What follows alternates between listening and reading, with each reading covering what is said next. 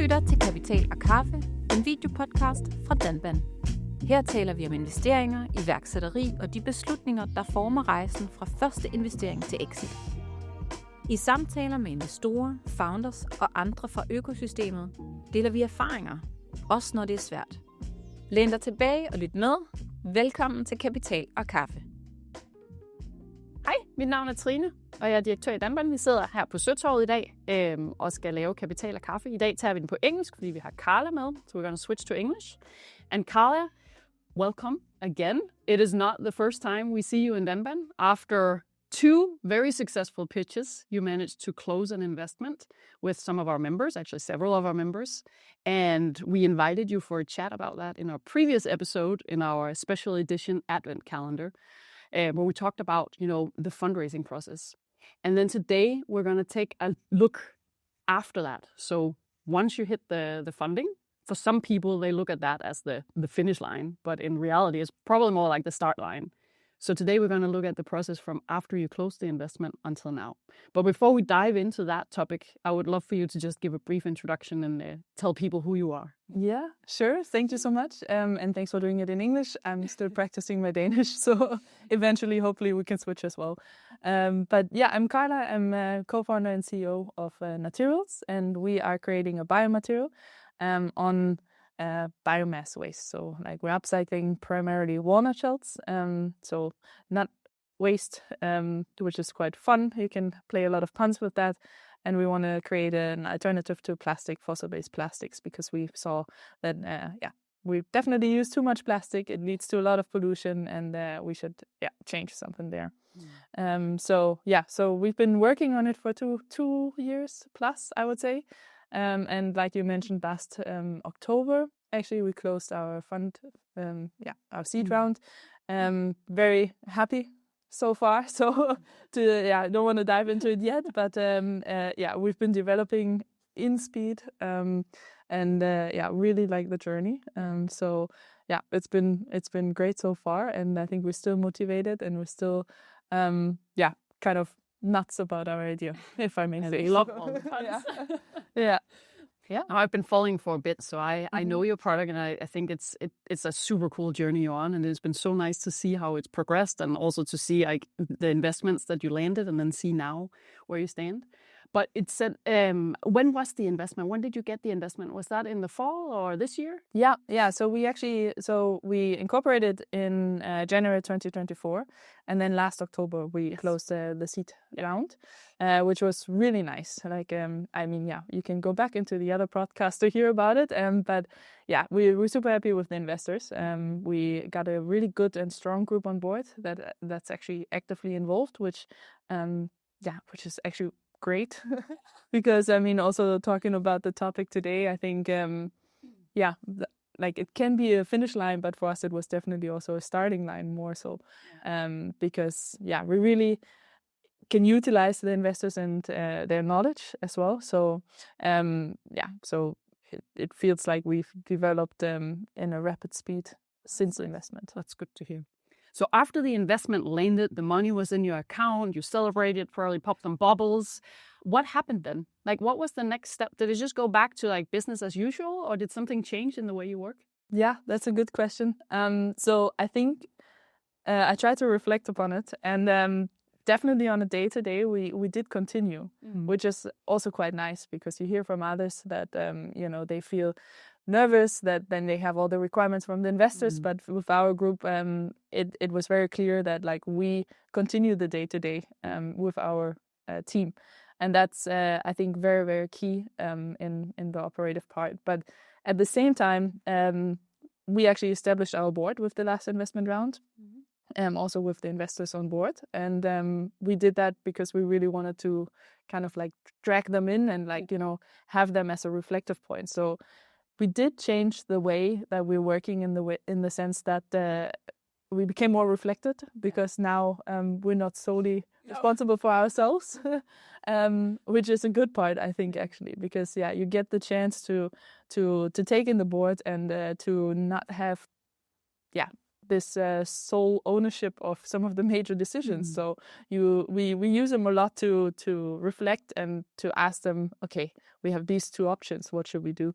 And just having their experience and their knowledge from the past, gives a lot of confidence in ourselves to continue and then take the decisions. So I say that's a major part, I think, that changed. That's nice. But it's also nice to hear that it didn't completely change the way things work, because I do feel like you were on track for something, and that's also what they bought into.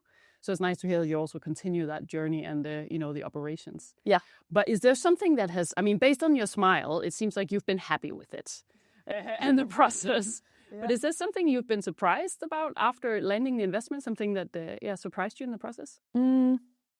I think not so much like as a surprise factor. I think when we had the first board meetings, you feel super nervous. So you don't know what to expect. So I was actually surprised by how easy it was, or how nice it was. So you hear, oh, it's a board meeting and it's like proper. And for us, we were quite happy with the reflections that we got, and then also the output that we got. So we involved them actively, and we got good feedback. So I'm sure it would be different if we haven't had that alignment. But in general, I think I was just surprised by how normal we can continue. So that's nice to hear. Also because it is something I know, for example, our own board in Denmark, I know they're in profiles that have done this many times and sit on a lot of boards. And some of them also have mentioned that the board meeting, for some people, it feels like this big exam and you have to come in and present, and that's not how it should be. It's like it should be, productive. You should, as a founder, you should look forward to it. You should go back with something valuable, so it's not a waste of time, because if it's just reporting, I mean, you don't get much value from it. Yeah. So it's nice to hear that you actually also feel that you get something from them as well. Yeah, exactly. Definitely. And also that reflective step for us, I think when we do the pre-read, before that, we never really took that step and actually wrote down the things that we have done. And I think that's also, when I talk with Maren and Morten, with my team, it helps us to also be like, okay, so this is what we have done, because it's done a lot. We're cool. Yeah, exactly. So even it's also an internal reporting tool for ourselves to document every 3 months. Okay, what are the steps and where have we had critical decision points, or what are the next milestones and how do we have to adjust them? So. So I think that's that's a good part, I think, as well, to kind of have to do it. Yeah, I mean, I guess also, especially in founder mode, it's like you do execute and you're at a fast pace. So I guess it can also be good to sometimes just stop up and reflect on all the stuff that's actually happening. Yeah. So how often do you meet with the investors and the board? We meet every quarter. Every quarter, and then actually with our chairman, who was also part of the group, I just meet every second week. So we have a talk and a coffee meeting, which is also really nice, because then you just stay closer up to date. Yeah. But I must say that actually with all the active investors, we also talk probably every second week, because each of them help us in a different way. Each of them are throwing really great context at us. So we take them up on it. So it's actually a very fluent relationship, I would say, which I'm quite happy about. Nice. That's good to hear, because that actually leads me to my next question, which you already answered a little bit. Sorry. Because that's that's the whole point of this. But yeah, in Denmark, we always talk about business angels in general. It's like smart money. You get more than just the money. You don't get a bunch of investors that throw some capital and sit passively from the sidelines and wait to see the reporting. We always it's kind of a thing, and we like to pride ourselves on it, right? That it's more than that. It's also people that actually want to help you to the next milestones and, experience, knowledge, network, all this. And it sounds like in this case, that actually is true, that you do get more than just the capital. Was that a cautious choice from you when you were fundraising, that you were looking for more than just the money? Yeah, definitely. I think Maren and myself were both first-time founders, and we kind of threw ourselves headfirst in there without actually 100% knowing what we're doing. And we are quite honest about it, so I feel confident with saying that on tape. And we have learned our ways of working, right? But I think it was, for us, a way to get the experience on board as well, right? So we saw that, of course, the monetary support is huge, and we needed that in a way, right? Otherwise, we wouldn't be fundraising. But for us, it was really about getting the understanding from the manufacturing side, from the biosolution side, from people who have built companies themselves before. So I think that was definitely an active choice. And then we also had to learn how to activate that, because even if investors say they're active investors, right? Yeah. Like, you need to manage that. And it's a delicate relationship in a way that, you don't want them to be active in all the parts.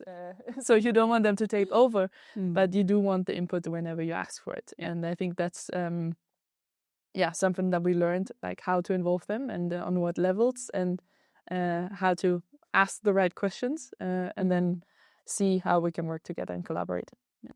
So in terms, because I think the collaboration between founders and investors is like a key point when you take on external investors, and especially when it's the first time navigating that space and actually seeing it as the partnership that it is.